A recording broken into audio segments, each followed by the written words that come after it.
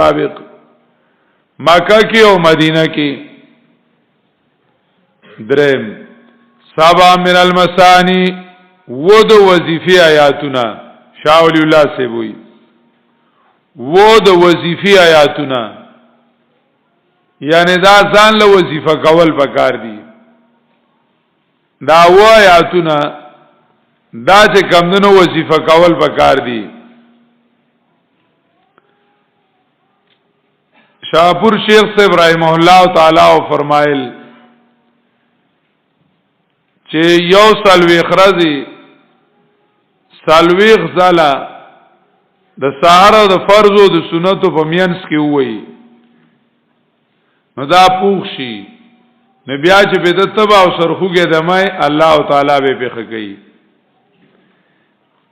بیا نوامه او بیا ما به کاغذم نه راړي چې موږ ته وظیفه ولیکا شاہ ولی اللہ رحمه الله تعالی نه نقل لی چې دا غي د شاهي شاه صاحب د خاندان وظیفه ده د شاه صاحب د خاندان چې څه ضرورت ورته پیښ شو ضرورت په ورته پیښ شو نو سحر به د فرض او د سنتو ترمنځ سره د بسم الله سورته فاتحه وایله 40 ځله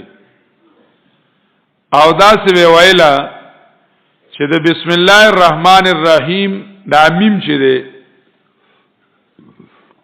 دا به د لام سره تړو بسم الله الرحمن الرحیم الحمدلله رب العالمین ارزل سره بیدا تړو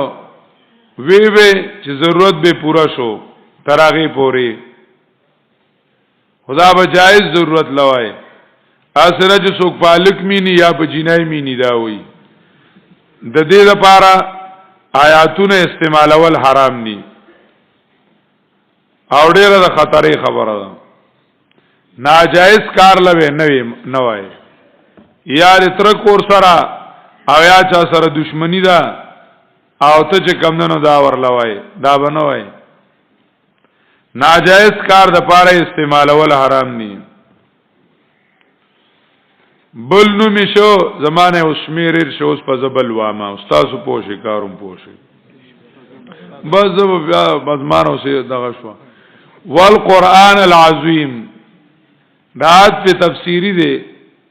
ټول قران کریم په د فاتحه کې دی نو د فاتحه ته هم قران عظیم وی نو د فاتحه یو نوم شو قران عظیم